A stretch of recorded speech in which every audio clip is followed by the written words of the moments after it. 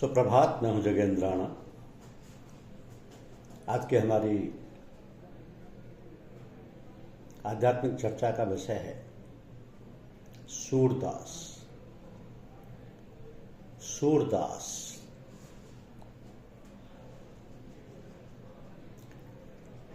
भक्ति काल की सगुण धारा के कृष्ण भक्त कवि सूरदास का नाम सबसे पहले आता है। सूरदास को भारत का और भक्ति काल का सूर्य भी कहा जाता है। सूरदास का जीवन परिचय और उनकी रचना पूरे तरीके से कृष्ण भक्ति को समर्पित की जाती है। सूरदास 15वीं शताब्दी के उत्तर भारत में एक संत, संगीतकार और कवि थे। तो कृष्ण के वात्सल्य को जन जन के मन में बसा देने का काम सूरदास जी ने बड़ी भली भांति किया है। उनके बारे में ऐसी बहुत सी रोचक बातें हैं जिनके बारे में अगर पढ़ने बैठे हैं तो पूरी उम्र कम पड़ जाती है।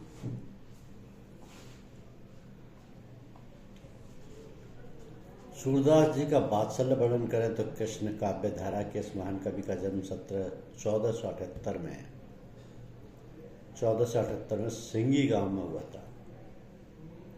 उनके जन्म स्थान के बारे में अलग अलग राय मिल जाती है। सूरदास के परिवार के बारे में दो मत आपको बहुत आसानी से मिल जाएंगे। सबसे पहले मत तो यह कि उनका जन्म एक ब्राह्मण परिवार में हुआ था। उनकी माता का नाम जमुना दास और पिता का नाम रामदास था। कहा जाता है कि बचपन से ही अंधे होने की वजह से उनके माता पिता ने उनका त्याग कर दिया था। वहीं दूसरी ओर साहित्य लहरी के अंतिम एक पद के मुताबिक सूरदास जी पृथ्वीराज के कवि चंद वर्दई के वंशज रहे थे। इन कवियों के कुल में से एक थे हरिचंद, जिनके 7 बेटे थे और सबसे छोटा बेटा सूरजदास या सूरदास था। माना जाता है कि जब 6 बड़े भाई मुसलमानों के साथ युद्ध करते हुए मारे गए थे तब अंधे सूरदास बहुत दिनों तक इधर उधर भटक रहे थे। तो भटकते हुए वो एक कुएं में भी गिर गए थे और 6 दिनों तक वहीं पड़े रहे। इस दौरान उन्होंने भक्ति भावना से सिर्फ भगवान श्री कृष्ण को पुकारा और 7वें दिन में भगवान श्री कृष्ण ने उन्हें दर्शन दिए और उन्हें उससे कहा दक्षिणा में उन्हें विद्या मिलेगी। तो सूरदास ने उनसे मांगा कि जिन आँखों से उन्होंने अपने भगवान को देखा है वो आँखें अब और कभी कुछ ना देख पाए। कृष्ण जी ने उन्हें कुएं से निकालते हुए उनकी आंखें सदा के लिए बंद कर दी। कई बार सूरदास के अंधेपन को लेकर भी लोगों के मन में सवाल उठते आए हैं। ऐसा इसलिए क्योंकि उन्होंने अपनी रचनाओं में जिस तरह के सुंदर दृश्य और प्रकृति का चित्रण किया है वैसा कर पाना किसी अंधे इंसान के लिए असंभव है। सूरदास के एकमात्र गुरु थे आचार्य वल्लभाचार्य जी। 84 वैष्णव की वार्ता से पता चलता है कि सूरदास पहले कऊ घाट गए थे और वहाँ साधु के रूप में रहते थे। सूरदास के गुरु का नाम वल्लभाचार्य था। एक बार वल्लभाचार्य जी ने श्रीनाथ जी के मंदिर से उतर रहे थे कि सूरदास ने उन्हें अपना पद गाकर सुनाया। वल्लभाचार्य को उनका गाया हुआ पद इतना अच्छा लगा कि उन्होंने उसे अपना शिष्य बना लिया और उसे श्रीनाथ जी के मंदिर में कीर्तन सेवा करने का मौका दिया। इसी दौरान वल्लभाचार्य ने उन्हें पद रचना और भक्ति की कथाओं को लिखने और गाने की योग्यता सिखाई। सूरदास की भक्ति भावना उजागर होने लगी। उनका ज़्यादातर समय तो सूरदास की रचना करने में और भगवान का भजन कीर्तन करने में ही बीतने लगा। सूरदास का जीवन प्रेरणादायक था। उनकी रचनाएं और कृष्ण भक्ति आज भी लोगों के दिलों में विशेष स्थान रखती है। उनकी प्रमुख रचनाओं में हैं सूरसागर, सूरसारावली, साहित्य लहरी, ब्याहलो, नल दमयंती। तो कृष्ण जी की लीलाओं का वर्णन तो रहता है, लेकिन उन्हें देखकर किसी दूसरे छोटे बच्चे की मानसिकता का अनुमान लगाया जा सकता है कि सूरदास सुर दोहावली पुस्तक में लोकप्रिय पद खुद लिखते हुए कहते हैं, मैया कबहू बढ़ेगी चोटी, कितनी बेर मोह दूध पियत भई, ये अजऊ है छोटी। इस पद से श्री कृष्ण की सरलता का पता चलता है कि जहाँ वह बहुत प्यार से अपनी माँ से पूछते हैं कि माँ मेरी छोटी कब बढ़ेगी? तुमने इतना दूध पिलाया लेकिन ये अब भी छोटी सी है। तो सूरदास जी की अपनी लेखनी में बाल कृष्ण की लीलाओं का वर्णन, कृष्ण की माखन चोरी की लीलाएं, गोपियों के साथ रासलीला, राधा कृष्ण का प्रेम, राधा कृष्ण के प्रेम का मार्मिक चित्रण, गहरी भक्ति और आध्यात्मिक भाव का सुंदर प्रस्तुतिकरण है। कृष्ण के इस मनोहर रूप का चित्रण और सूरदास की भक्ति भावना को स्पष्ट तरीके से लोगों को समझने के लिए सूरदास ने कुछ रचनाएं की हैं जो सूरसागर, सूर सारावली, साहित्य लहरी, नल दमयंती, ब्याहलो आदि हैं। अगर सूरदास के प्रमुख काव्य कृतियों की बात करें तो उसमें सबसे प्रचलित है भ्रमर गीत। बहुत से लोगों ने इसे एक कविता संकलन माना है और कई लोग मानते हैं कि ये गाए जाने वाली कविताओं में से है। सूरदास जी की कविताओं को अलग अलग राग रागनियों में गाया जा सकता है। इनमें लिखी गई सारी कविताएं विरह के ऊपर हैं, वो भी गोपियों और कृष्ण के बीच का विरह। लेकिन सूरदास के विरह चित्रण में भी एक तरह की शांति गोपियों में देखने को मिलती है, क्योंकि उन्होंने कृष्ण को अपना मान लिया है और उसके पास रहने या दूर जाने से उनके प्रेम पर कोई प्रभाव नहीं पड़ेगा। सूरदास जी अपनी रचनाओं के जरिए आम लोगों के सामने प्रेम का एक ऐसा रूप लेकर आना चाहते हैं जो स्वार्थी नहीं है और जिसमें भक्ति भी मिली हुई है। उनका मानना है कि आपका आराध्य आपके लिए कुछ भी हो सकता है अगर आप उसे सच्चे तरीके से प्रेम और भक्ति करते हैं तो।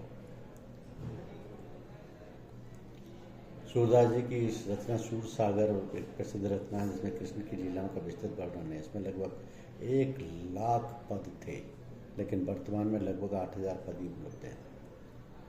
सूर सारावली सूर सागर का संक्षिप्त रूप है जिसमें 107 पद हैं। साहित्य लहरी में नीति और भक्ति के दोहों का संग्रह है। नल दमयंती प्रेम कथा पर आधारित है। ब्याहलो उसमें राधा कृष्ण के विवाह का वर्णन है।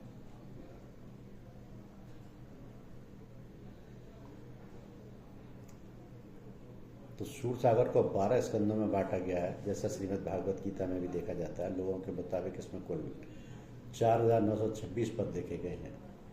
इन स्कंदों में ही सिर्फ कृष्ण सूरदास की भक्ति भावना के बारे में नहीं, बल्कि अन्य भक्तों और भगवान के बारे में भी बताया गया है। सूरदास से जुड़ी कोई भी आलोचना की किताबें पढ़ेंगे तो आपको पता लगेगा कि सूरदास को ज़्यादातर लोग उनकी भक्ति तथा वात्सल्य से पूर्ण रचनाओं के लिए ही जानते हैं, लेकिन उनके पदों में स्पष्ट रूप से ना सही लेकिन सांकेतिक रूप से कई तरीके के सामाजिक प्रसंग उनके सामने उठकर आते हैं। तुलसीदास या कबीर की तरह सूरदास की रचनाओं में सामाजिक समस्या भले ही मुखर तरीके से सामने ना आए, लेकिन सामने जरूर आती है। सूरदास अपनी सभी रचनाओं में बताते हैं कि अगर इन सभी तरीकों के दुखों से छुटकारा पाना है तो आपको सच्चा भक्त बनना पड़ेगा, और सच्चा भक्त बनने के लिए सच्ची भक्ति करना आवश्यक है। सूरदास जी कहते हैं कि गंवार दुष्ट अगर मुझे अपने दिल में शर्म नहीं है तो मैं तुझे 100 बार क्यों कहूँ, क्योंकि तूने तो एक बार भी भगवान कृष्ण का भजन नहीं किया।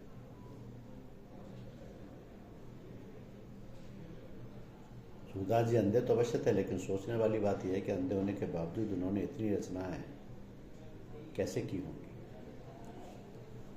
सूरदास जी अंधे होने के साथ साथ अनपढ़ भी थे, लेकिन उनके गीतों और कविताओं का जब वो उच्चारण करते तब उनके ही शिष्यों में से कई उन कविताओं को लिख लिया करते थे। प्राचीन मान्यताओं के अनुसार दिल्ली के बादशाह अकबर ने भी उनकी रचनाओं को लिखकर एक संकलन बनाने का आदेश दिया था। बादशाह अकबर सूरदास की प्रतिभा से प्रसन्न थे और वो चाहते थे कि सूरदास उनके दरबार का हिस्सा बने। सूरदास ने उनके आमंत्रण को मना कर दिया और उस मंदिर में कीर्तन करते रहे। अकबर ने भी उनके उस निर्णय का पूरा सम्मान किया था। ऐसा माना जाता है कि अंधे होने के बावजूद सूरदास की भक्ति भावना इतनी ज़्यादा प्रबल थी कि उन्हें एक बार नहीं लेकिन कई बार कृष्ण और राधा के भी दर्शन हुए थे। हालांकि उन्होंने कृष्ण को देखा सिर्फ एक ही बार था, लेकिन उन्हें श्री कृष्ण और राधा से जुड़ी अनुभूतियाँ समय समय पर होती रहती थी। एक समय के बाद सूरदास ने अपने आप को कृष्ण की भक्ति में ऐसा लीन कर लिया था कि उनकी कृष्ण से मिलने की व्याकुलता बढ़ती जा रही थी। उन्होंने अपनी कई रचनाओं में लिखा है कि वे अपने आप को भाग्यशाली मानेंगे अगर उन्हें कृष्ण के चरणों की धूल मिल जाती है। तो या वह वृंदावन की नदी के तट पर बसना चाहते थे ताकि वे कृष्ण की लीलाओं को हर रोज आंखों के सामने देख सकें। सूरदास ने अपनी रचनाओं में कृष्ण को कई महत्वपूर्ण लीला जैसे कालिया दमन, गोवर्धन पर्वत प्रसंग, और पूतनावाद का भी उल्लेख किया है। इसके अलावा उन्होंने कृष्ण गोपियों के बीच प्रेम का जो संबंध स्थापित किया है वह असल में भक्त और प्रभु के बीच का संबंध जाहिर करता है। जिस तरह गोपियाँ कृष्ण को हमेशा अपने के लिए या देखने के लिए उसकी धुन में मगन रहती हैं, उसके खिलाफ कोई भी बुरी बात नहीं सुन सकती हैं, उसी तरह इस तरह भी भक्त अपने आराध्य भगवान के करीब जाने के लिए, उससे मिलने के लिए उनकी पूजा वंदना करते रहते हैं। उनके जन्म के समान उनकी मृत्यु का कारण और वर्ष पर विद्वानों के बीच मतभेद है, क्योंकि उपलब्ध संदर्भों के अनुसार सूरदास जी का निधन 1583 ईस्वी में मथुरा के निकट परसोली नामक गांव में हुआ था। ये गांव है उनका अंतिम निवास स्थान था। उनकी मृत्यु स्वाभाविक थी, क्योंकि उनकी उम्र 100 वर्ष से अधिक थी। इस प्रकार सूरदास जी की जीवन यात्रा और उनके निधन के बारे में विभिन्न दृष्टिकोणों के कारण उनके जीवन के अंतिम क्षण को लेकर कई चर्चाएं होती हैं। जब भक्ति आंदोलन अपने चरम पर था, तब सूरदास जी सगुन काव्यधारा के कृष्णधारा काव्यधारा के प्रतिनिधि के रूप में सामने आए थे। उनकी रचनाओं की भाषा इतनी सरल और सुंदर होती थी कि आम जनता को उन्हें समझने में कोई दिक्कत ही नहीं होती थी। सूरदास ने सिर्फ भक्ति के क्षेत्र में ही नहीं बल्कि हिंदी साहित्य के क्षेत्र में भी बहुत नाम कमाया है। आज भी जब कोई महान कवियों की गिनती करता है तो सूरदास का नाम उस लिस्ट में जरूर मिलता है। ऐसा इसलिए क्योंकि सूरदास के पद की व्याख्या से हमें उस समय के साहित्य स्थिति का ज्ञान होता है। साथ ही उनके पदों में जिस तरह के अलंकार और रस मिलते हैं, उनका महत्व हिंदी साहित्य में बहुत अधिक है।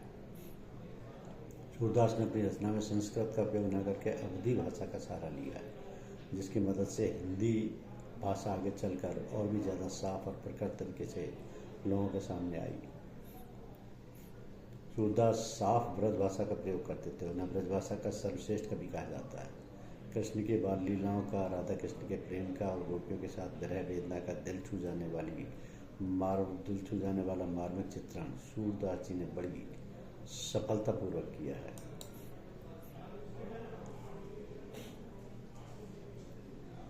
कुछ विद्वानों का मानना है कि सूरदास का जन्म मथुरा आगरा मार्ग पर स्थित रौनकता नामक ग्राम में हुआ था। सूरदास का जन्म निर्धन सारस्वत ब्राह्मण पंडित रामदास के यहाँ हुआ था। सूरदास के पिता गायक थे। सूरदास की माता का नाम जमुना दास था। सूरदास की बचपन से ही कृष्ण भक्ति में रुचि थी। इनकी भक्ति के पद सुनकर पुष्टि मार्ग के संस्थापक महाप्रभु वल्लभाचार्य ने इन्हें अपना शिष्य बना लिया था। सूरसागर के 2 प्रसंग कृष्ण की बाल लीला और भ्रमर गीत सार अत्यधिक महत्वपूर्ण है। सूरसागर की सराहना डॉक्टर हजारी प्रसाद ने भी अपनी कई रचनाओं में की है। संपूर्ण सूरसागर एक गीत काव्य है। इसके पद तन्मयता से गाए जाते हैं। यही ग्रंथ उनकी कृति का स्तंभ भी है। सूरदास के जन्मांध होने के विषय में भी मतभेद हैं। सूरदास ने तो अपने आप को जन्मांध बताया, लेकिन जिस तरह से उन्होंने श्री कृष्ण की बाल लीला और श्रृंगार रूपी राधा और गोपियों का सजीव वर्णन किया है, आंखों से साक्षात देखे बगैर नहीं हो सकता। विद्वानों का मानना है कि वह जन्मांध नहीं थे। हो सकता है कि उन्होंने आत्मग्लानिवश या लाक्षणिक रूप से अथवा किसी और कारण अपने आप को जन्मांध बताया हो। कहा जाता है कि सूरदास एक बहुत ही सुंदर और तेज बुद्धि के नवयुवक थे। वे हर दिन नदी के किनारे जाकर बैठ जाते और गीत लिखते। एक दिन ऐसा वाक़या हुआ जिसने उनका मन का मोह लिया। वह यूं कि एक सुंदर युवती नदी किनारे कपड़े धो रही थी। मदन मोहन या सूरदास का ध्यान उसकी तरफ चला गया। उस युवती ने मदन मोहन को ऐसा आकर्षित किया कि वे कविता लिखना भूल गया। पूरा ध्यान लगाकर उस युवती को देखने लगे। उनको ऐसा लगा मानो यमुना किनारे राधिका स्नान करके बैठी हो। उस नवयुवती ने भी मदन मोहन की तरफ देखा और उनके पास आकर बोली, आप मदन मोहन जी हो ना? तो वह बोले, हाँ मैं मदन मोहन, कविताएँ लिखता हूँ तथा गाता हूँ। आपको देखा तो रुक गया। नवयुवती ने पूछा, क्यों? तो वो बोले, आप ही हो ही इतनी सुंदर। यह सिलसिला कई दिनों तक चलता रहा। और सुंदर युवती का चेहरा उनके सामने से नहीं जा रहा था। और एक दिन वह मंदिर में बैठे थे, तभी वहाँ एक शादीशुदा स्त्री आई। मदन मोहन उसके पीछे पीछे चल दिए। जब उसके घर पहुँचे तो उसके पति ने दरवाज़ा खोला तथा पूरे आदर सम्मान के साथ उन्हें अंदर बिठाया। फिर मदन मोहन ने 2 जलती हुई सिलियाँ मंगाई तथा उसे अपनी आंखों में डाल दी। जलती हुई सिलियाँ मंगाई तथा अपनी आंखों में डाल दी। इस तरह मदन मोहन बने कवि सूरदास। ये इस तरीके की किंवदंतियाँ मिलती हैं। क्योंकि सूरदास जी के जन्म के विषय में प्रामाणिक रूप से जानकारी का घोर अभाव है। महाकवि सूरदास का जन्म 1478 ईस्वी के आसपास मथुराग्रह मार्ग पर स्थित रोनकता नामक गांव में हुआ था। कुछ लोगों का कहना है कि सूरदास जी का जन्म सीही नामक ग्राम में सारस्वत, जिसका अर्थ ब्रह्मभट्ट राव परिवार में हुआ था।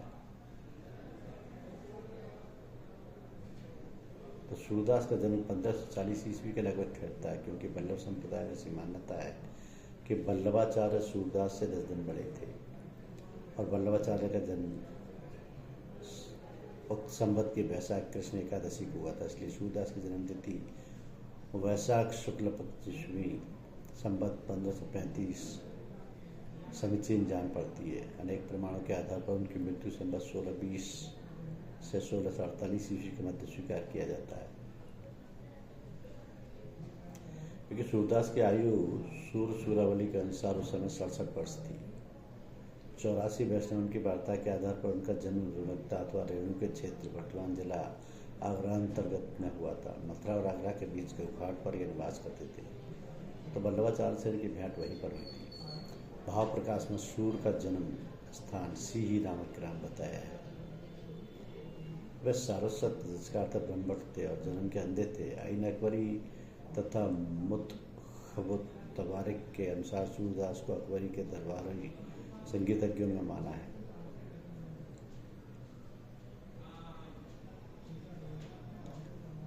कहा जाता है कि सूर वास्तव में जन्मांत थे, क्योंकि श्रृंगार तथा रूप रंगादि का जो वर्णन उन्होंने किया है वैसा कोई जन्मांत नहीं कर सकता। सूरसागर के कुछ पदों से ध्वनि अवश्य निकलती है कि सूरदास अपने को जन्म का अंदर कर्म का भाग्य कहते हैं, पर सब समय इसके अक्षरार्थ को ही प्रधान मानना चाहिए। सूरदास के अनुसार भगवान श्री कृष्ण के अनुग्रह से मनुष्य को सद्गति मिल सकती है। अटल भक्ति, कर्म भेद, जाति भेद, ज्ञान योग से श्रेष्ठ है। सूर्य ने वात्सल्य, श्रृंगार तथा शांत रसों की मुख्य रूप से अपनाया है। सूर्य ने अपनी कल्पना पृथ्वी के सारे कृष्ण के बाल्य रूप का अति सुंदर, सरस, सजीव और मनोवैज्ञानिक वर्णन किया है। बालकों की चपलता, स्पर्धा, अभिलाषा, आकांक्षा का वर्णन करने में विश्वव्यापी बाल स्वरूप का चित्रण किया है। बाल कृष्ण की एक एक चेष्टा के चित्रण में कवि ने कमाल की होशियारी एवं सूक्ष्म निरीक्षण का परिचय दिया है।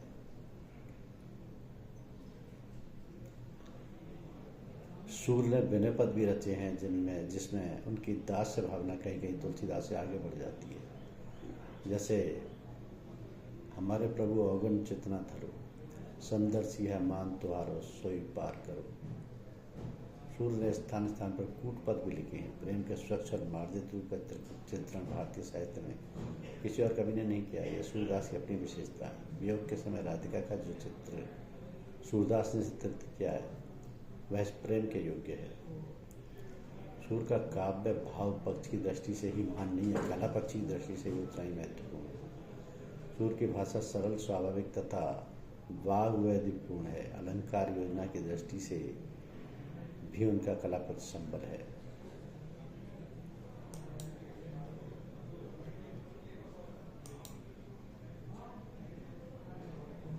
तो सूरदास एक रूपक प्रधान चिंतन के सहारे अलंकारों का प्रयोग करते हैं और बिंब, प्रतीक, अरण्योक्ति आदि की रचना भी करते हैं। इस पद्धति से काव्य भाषा में भावयुक्ता, उपचारपकता और अभिव्यक्ति के सौंदर्य का विकास हुआ है। सूर्य की काव्य भाषा में अपने युग के सामाजिक सरोकार की छाया है, तो उस पर विचार और दर्शन का भी प्रभाव है।